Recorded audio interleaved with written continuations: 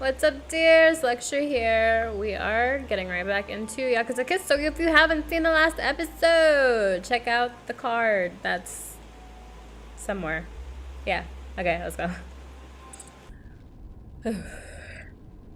Okay, so we last left off, our MC got the crap beaten out of her because the Yakuza thought that she was her brother. Okay.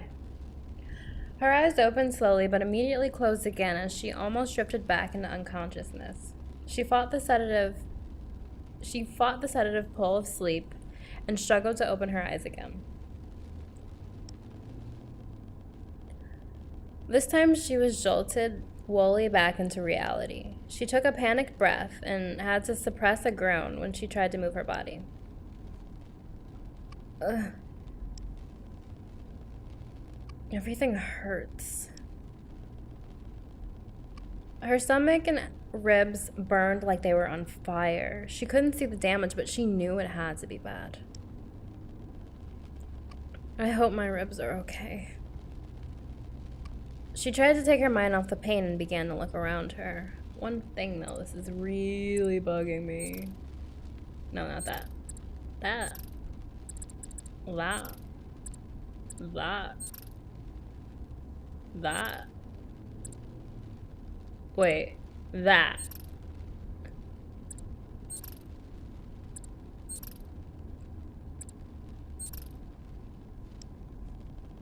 There we go. Where am I? Her position was so awkward she had trouble seeing around her, but she quickly realized she was in the backseat of a car that was tearing down the road at a frightening speed. Droplets of rainwater streamed down the car windows, obscuring any visible landmarks. How long was I out? She turned her head to look at the two men sitting in the front seats. Where are they taking me? The red-haired man drove the car while the blonde fidgeted with his phone. I need to get out of here. She tried again to get up, but her wrists were bound together behind her back, and the resulting pain in her upper body made her eyes water. She turned her attention to the car door handle. Maybe I could open the door? Girl, it's locked. She envisioned herself falling out of the car at this speed and shuddered at the mental image. Oh yeah, that too. You'll die. I would just leave a wet spot on the highway. Besides, I can't reach the handle with my hands tied behind my back. She continued wriggling around, trying to loosen the binds, but she froze when she heard Fang start talking to someone on the phone. Boss, you'll never believe who we just found. Sung, the little rat, was trying to off himself on the Chung Bridge. Yes, boss. We're on our way there right now. Sung! Girl, they were calling you. Now that I think about it, I remember them calling me Sung at the bridge too. She squeezed her eyes shut and listened intently, scared to miss a single word. No, there's no need for backup. He was sweet and docile, actually. We've got him tied up in the back seat. Yeah, sleeping like a baby. I was surprised myself. The guy has lost like at least 30 pounds, and obviously his edge went along with it. I gave him a few soft pats, and he kneeled right over like a pansy. Nothing like he used to be. You need to put him down. There's no way he's going to be working for us anymore. I could just pull over and, slit his throat. There was a long pause in the flow of conversation, and she held her breath as adrenaline pumped through her veins. Oh, come on, boss. Once a traitor, Of course, boss. You call the shots. I'm not sure, boss. He was standing on top of the bridge railing, looking weird. Didn't seem drunk to me. Could be off his rocker or something. Or maybe on one of those new designer highs. He used to get effed up all the time. Didn't ask him about it yet, though. You might want to do that yourself. Yeah. Okay, boss. I'll see you in a bit. Love you. Bye. No. It was difficult to fully grasp the one-sided conversation, but she understood enough to know that these men really thought she was Sung, her dead twin brother.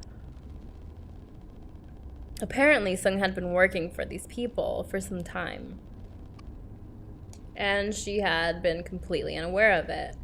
Her mind reeled as she tried to process what she had heard. I thought he was just working nights at Eden as a bartender. But now that I think about it, he would often not come home for days and nights. Sometimes he showed up covered in bruises, but he just explained he got extra work as a bouncer. The more she thought about it, the more the pieces began to fit. She gnawed at her lower lip. There were times when I wondered how he could make so much money bartending. I even asked him to get me a job there, but he wouldn't hear of it. He seemed scared when I brought it up. He never let me meet his co-workers or visit the club. He even told me to keep away from that part of town. It all began to make sense to her now, but she didn't want to believe it. Her brother had deceived her, kept her in the dark. She should be angry at him, but instead all of her disappointment and bitterness was directed at herself. I knew something was wrong. I knew he was hiding things from me. I should have done something. I was an idiot to not see it. Why didn't I push him to tell me the truth? Her anger and frustration overflowed, and she bit her lip hard, drawing blood. Who are these people? What did he do for them? Why would he mix with thugs like these? Was it because of me? I would always complain, telling him how much I hated this city. I wanted to leave. Just before the accident, he told me he would soon leave Science City and never come back. With every self-flagellating conclusion, her disgust with herself intensified, rooting itself deep into her heart. Her thoughts were only interrupted when the car came to a sudden halt.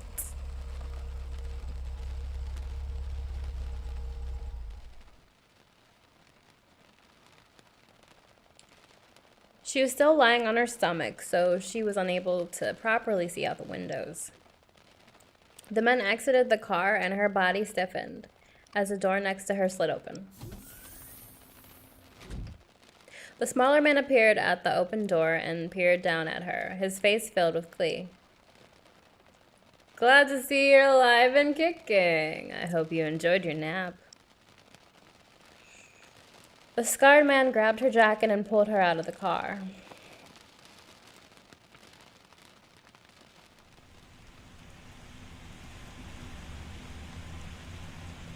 Her legs were wobbly, and the second Eiji let go, she fell. Her knees crashed onto the wet ground. She looked around and saw a barren concrete yard surrounded by a high metal wall. Behind her was a building that looked like an abandoned warehouse. Its graffiti-covered walls were overlaid with dirt and rust. She glanced behind her and noticed that the yard gate was still open. What should I do? I ain't gonna try to escape. They're gonna shoot me. Follow them in. She felt the urge to run, but she fought it back down. I might be able to outrun them normally, but not with my hands tied behind my back. And, like, you're injured and, like, I don't know. I know, like, fight or flight, but, like, they got guns, girl. They'll catch me and only hurt me more. Before she had a chance to get up, Feng walked up to her and grabbed a hold of her jacket. He pulled her to her feet and slapped her in the face hard. Oh. Jing yelped with pain and surprise. Get moving. Blood trickled out of her nose, and she felt another surge of adrenaline. Bastard, I guess these people will hurt me no matter what I do. Feng smiled at her. Don't look at me like that, Sung. It's not my fault you decided to F us over. You reap what you sow, buddy. She was half dragged, half pushed toward the warehouse entrance. The large metallic door opened slowly, and they walked in.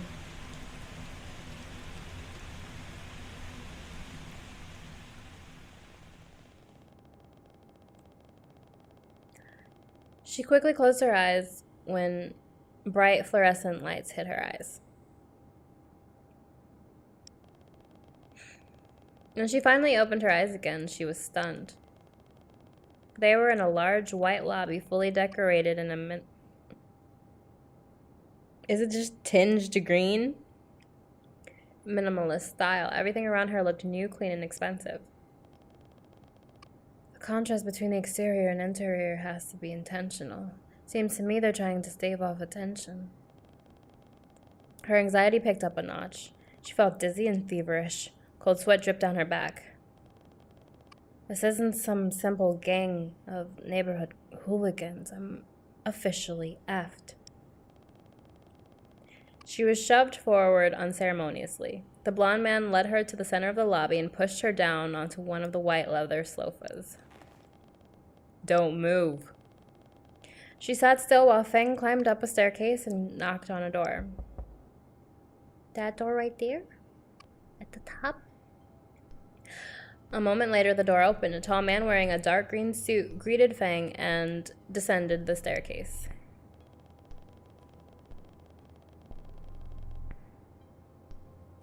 I guess it's green. His demeanor seemed relaxed, and he was smiling pleasantly. This must be their boss. I think they called him Yuki. He doesn't seem as scary as his subordinates, at least. He's a cutie. On a quick glance, his complexion looked pale and flawless, but when he got closer and turned to face her, she noticed a faded scar running across the entire left side of his face. I guess scars are a job requirement around here. She flinched when she noticed a dark tattoo coiling around his neck. Isn't that a snake? He settled down next to her and leisurely threw an arm over the sofa headrest. He sat there silently looking at her, scanning her from head to toe. She felt like a lamb brought to the slaughter. She purposely avoided her eyes from his gaze, focusing on his clothes instead. His extravagant suit was tailored to perfection, accentuating his broad shoulders, her eyes fixed on the lavish green fabric. It glistened faintly, and she noticed it was speckled with tiny scales. Snake scales. She swallowed and let her eyes wander upwards, across his immaculate ivory silk shirt. He wasn't wearing a tie, and the slightly parted shirt collar revealed some of his toned chest. Finally, she looked up at his face. His features were a mixture of hard and soft, his creamy skin, full lips, and somber brows contrasting sharply with his intense eyes and the jagged scar running all the way across his forehead to his lower lip. I don't think he got that slipping in the shower. Ha ha ha. She froze as he swiped a few silver strands away from his face. She instinctively held her breath as a pair of piercing emerald eyes settled on her. He licked his lips and smiled at her. I'm so happy to see you again, Sung. Deep and husky? Okay, I can do deep and husky. His deep, husky voice had a weirdly calming effect on her, but behind the honeyed words and disarming smile, she felt a note of restraint so fragile it might shatter at any moment. She could feel him study her face, his eyes fixing on her nose. Feng, was all this necessary? He motioned at her bloodied face. I'm sorry, boss. He didn't fully cooperate. Jung gave Feng a dirty glance, but she forgot her anger. She forgot her anger when the man next to her continued to speak. I actually liked you a lot. You always did what I told you and rarely messed up. Truth be told, you were one of my best enforcers. I trusted you. Then completely out of the blue, you took my money and vanished. Sung stole from them. Yuki sighed and looked at her with more intensity, his smile turning predatory. Predatory. I used to pride myself on my ability to pick trustworthy members for my team. So needless to say, this was a first for me. For a long time, the incident was all the four syndicates talked about. I had to go kowtow in front of the other family bosses. I had to make amends for my mistake. So you can understand I was pretty distraught, and I very much needed to find you. We searched all of your favorite clubs, bars, and every capsule hotel within Science City. We went through all the rat-infested hellhole apartments you had on file for you, but found nothing. Even your police records were heavily redacted. Honestly, I was kind of impressed with all the work you must have gone through to hide and erase your personal life from us. This, of course, made it obvious you were planning something from the start, or you had something to hide. There are rumors on the streets that you were dead. In the end, I almost gave up on finding you. How lucky for us both you finally surfaced, and that, at least for now, you're alive and well.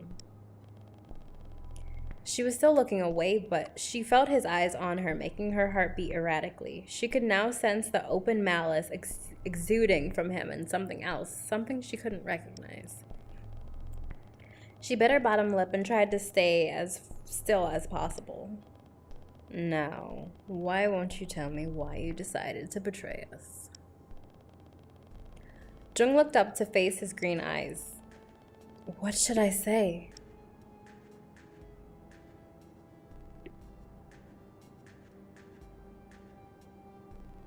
So basically, they're both saying that, implying that she's not who he thinks. Sung's dead.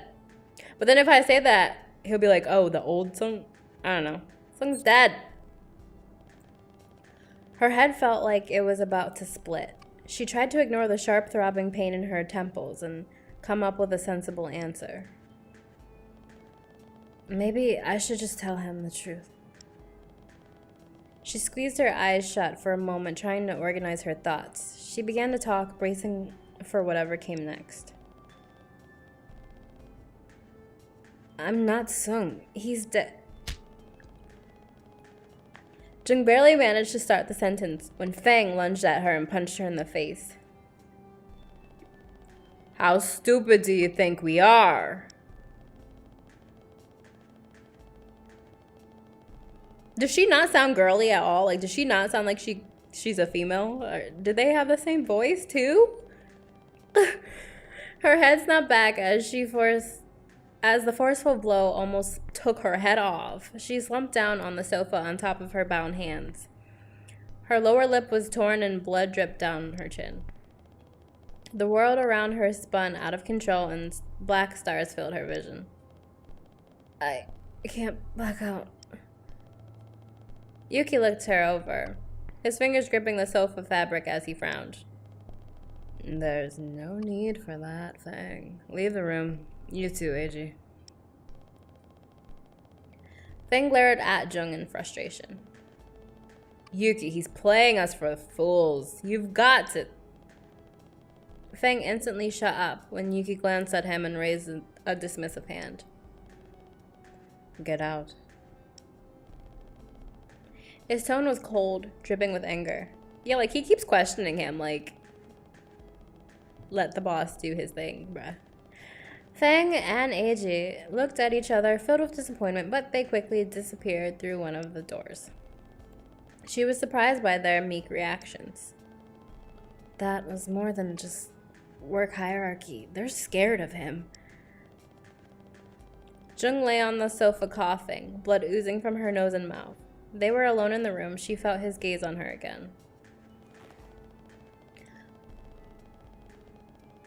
The leather sofa creaked as he leaned over her body. Get off of me. He took a handkerchief from his pocket and gently wiped at her face. Oh, you're nice. Her split lip stung, but as his cool fingers brushed against her cheek, she felt suspended between fear and comfort. She tried to turn away, but he held her in place until he was finished wiping the blood of her. Sorry about that. I'm sure you know Fang can be a bit rash sometimes. Unlike him, I won't hurt you unless you give me reason to. Wait, was there something going on with him and... Wait. Jung? Sung? Wait, which one's she? He folded the handkerchief and returned it to his pocket. He grabbed her chin gently and turned her face to him. Again, he looked her face over, turning her chin from side to side. There's no point in denying you're Sung. You've lost a lot of weight, but I know this face, and as that wasn't enough, I even know this jacket. I bought it for you. Remember? We were having a party at Eden. That night you were drunk out of your mind, but still managed to take down Chun's guys. You ripped your jacket in a scuffle, so I got you a new one. Oh, you're nice. His hand ran over the jacket fabric, smoothing over a few creases. I would have bought you a snake synth leather jacket, but you went to the shabbiest, cheapest street stall and chose this one. Sounds like Sung. He hated spending money on clothes since he always managed to rip them. She was lost in thought for a moment, but then another spell of dizziness hit her. I need to concentrate, or I'm dead. Yuki traced her lower lip with his thumb and she tried to retreat, her body pressing into the sofa. He had a weird expression on his face, and his touch was oddly tender, almost affectionate. Yeah, was there something going on between him and Sung? I keep forgetting which one was the brother. Her heart began to hammer in her chest. His constantly contradictory actions putting her on edge. Finally, the odd look in his eyes faded. He cleared his throat, and his hand lifted away from her face. If you're not Sung, can you explain why you look exactly like him? He gazed at her for a moment longer, but as she averted her eyes, he let out a deep sigh. Jung let out a long... Okay, Jung. So Sung is the brother. Sung is the brother. Okay, so when I'm talking about him, it's Sung. Jung let out a long sigh and squeezed her eyes shut. Her headache had reached an unbearable level, and she was fed up with his cat and mouse bull. If I tell him the truth, what's the worst they can do to me? She cringed as her mind flooded with countless grotesque possibilities. Well, they would probably start by selling my organs to the highest black market bidder. Then, if I'm still alive after that, they might force me to work in a soap land, or they might skip all of that and chop me up into tiny little pieces. Her thoughts were interrupted when Yuki reached over and pinched her cheek with his fingers. Hey, can you please focus? He let go of her cheek and leaned back. He tilted his head to one side, but his eyes remained fixed on hers. She tried to sink deeper into the sofa, while her panicked eyes flew across the large room, attempting in vain to find a way out. If I lie and tell him I'm Sung, they might kill me on the spot, but then again, if I tell him the truth, I have no idea what they will do to me, and it could be something even worse. We both know you're Sung, so let's just skip this part, shall we? Tell me why you took the money. You were like a little brother to me. If you needed cash, all you needed to do was ask. I'm out of time. What do I tell him? I'm Sung, but I don't know where your money is. I'm Sung's twin, and I didn't take your effing money. Ooh, so should I just be like, go ahead with it? Like, yep, that's me, yep. Or, no, that's not me. I'm gonna go with the twin. She felt like she'd been chased into a corner, scared and desperate like a hurt animal. She lashed out. I look like him because I'm his goddamn twin. You F-wad. I also didn't take your effing money. She didn't have to go off like that, girl. Yuki was silent for a long time. Then his eyebrows began to twitch and his lips pressed together tightly. She swallowed hard as his hand clutched the sofa near headrest and his knuckles turned white. She closed her eyes, bracing for a punch or stab that would surely come her way. Instead, to her shock, Yuki began to laugh. He laughed for a full minute before he stopped and wiped out the corners of his eyes. Ha ha ha ha. Now I definitely know it's you, Sung. Who else could look me straight in the eyes and say something so completely asinine? Not to mention call me F-wad of all things. Their eyes met and she inhaled sharply as the expression of his face suddenly changed. His eyes went slack, his mischievous smile completely gone, his eyes reflecting nothing but cold animosity. I mean, you could check if you want. I think I have tatas. I probably have those. He kept staring at her for what seemed like forever. She knew whatever was coming next wouldn't be good. Finally, he sighed and ran a hand through his hair. Sung, I've known you for, let's say, 3 years.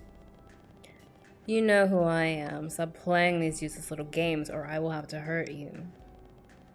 Jung didn't say anything. She just lay there waiting. You're really going to make me do this? He looked at her questioningly, but she turned away. Fine. He grabbed her throat in a gentle but firm hold. His voice was flat and cold. The look in his eyes were devoid of emotion. You of all people should know that I have my limits. She felt his body press against hers. She whimpered in pain when her aching stomach and ribs were pinned under his body weight. For a moment, he looked puzzled at her reaction, but he didn't move. Believe me, I take no pleasure in this, but you leave me no choice. He stared at her with a blank expression as the grip around her throat began to tighten.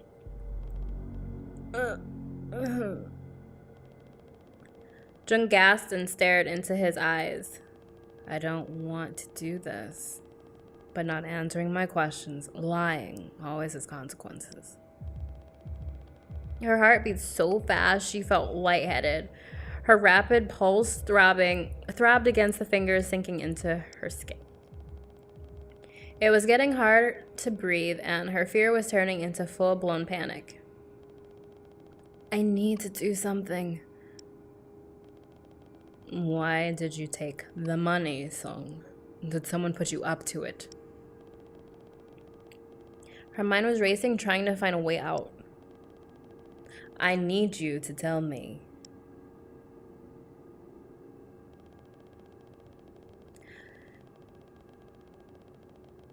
I just realized my face is covering hers. Oh well, I can make the expression she's making. Yuki's grip had tightened so much that she could no longer breathe at all. What should I do? Fight him. Stay still. I mean, girl, you was trying to... No. I mean... What will... Fight him how? I could headbutt him? Because her arms are... There's... Just stay still. I don't know. I could, but I mean, he's so much bigger than her. Like, what's it gonna do? What's it gonna do? Her gut reaction was to thrash her body around and fight him, but as her lungs burned from lack of oxygen, all her fear melted away and her body relaxed. Why fight this? He kept talking to her, but she no longer registered the words. Time slipped by, maybe just a few seconds, maybe longer.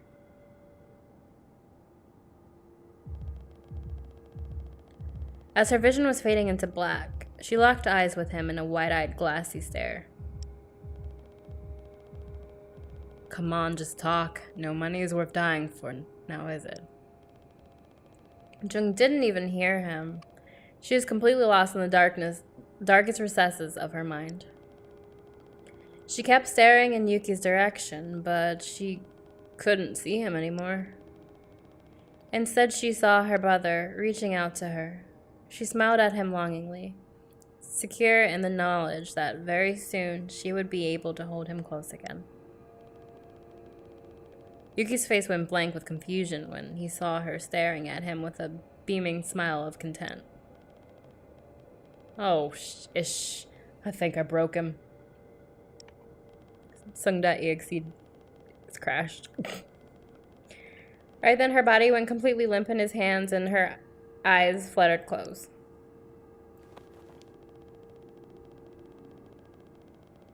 Just as she felt the last remnants of her consciousness begin to drift off, the hand on her throat let go.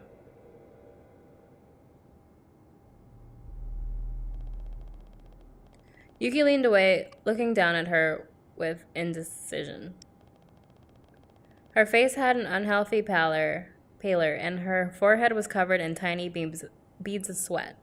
She lay on the sofa with her eyes closed. Her body shuddered as she took in huge, involuntary gulps of air. For some time, he just looked at her.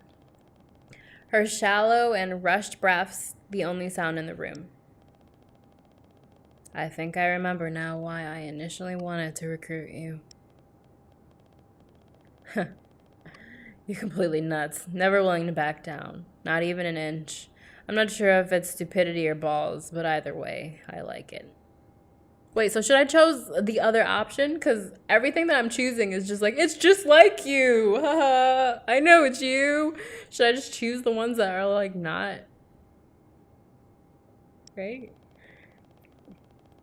It'd be a shame to have it all end like this. Besides, this is no fun. I'm not going to kill you. At least not before you pay back everything you owe me, both in money and reputation.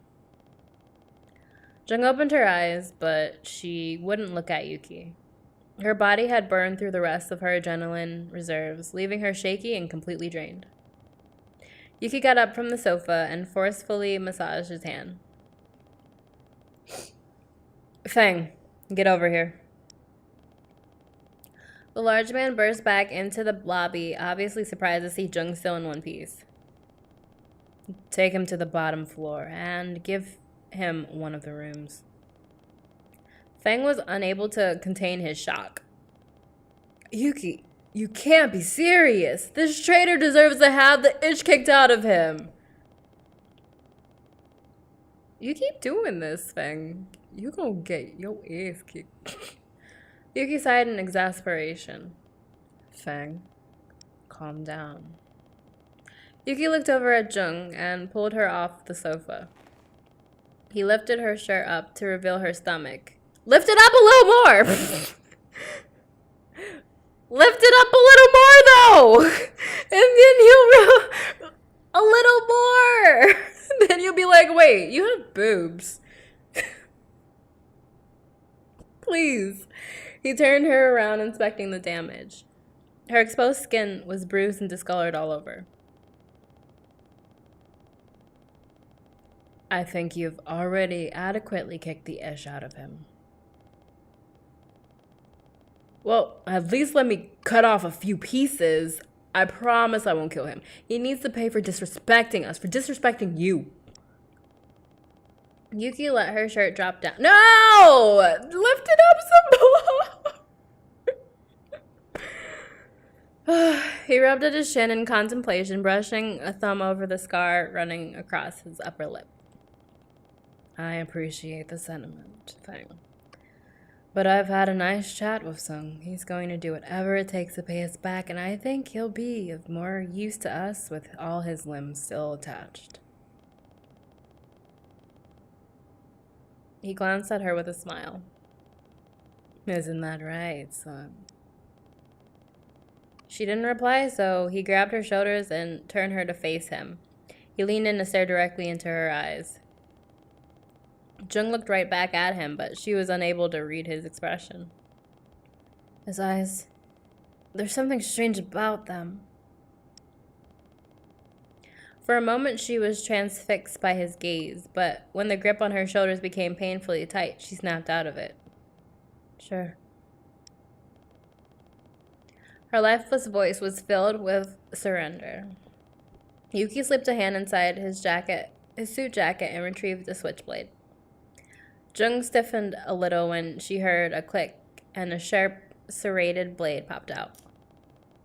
He pushed Jung around and quickly cut off the zip ties binding her hands. Oh, there's zip ties? Ow!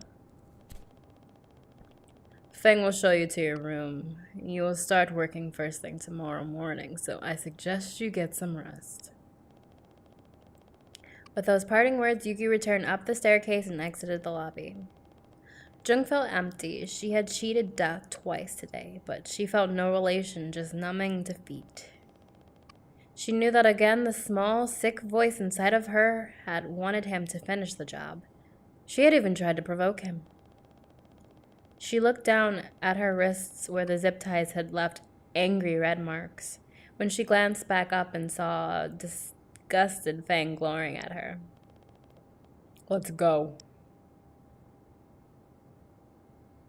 And my dears, I believe I'm going to end it here because the autosave thing kind of pisses me off. So, got to make sure I leave off at a spot where it actually autosaved. Or else I have to, like, go all the way back through.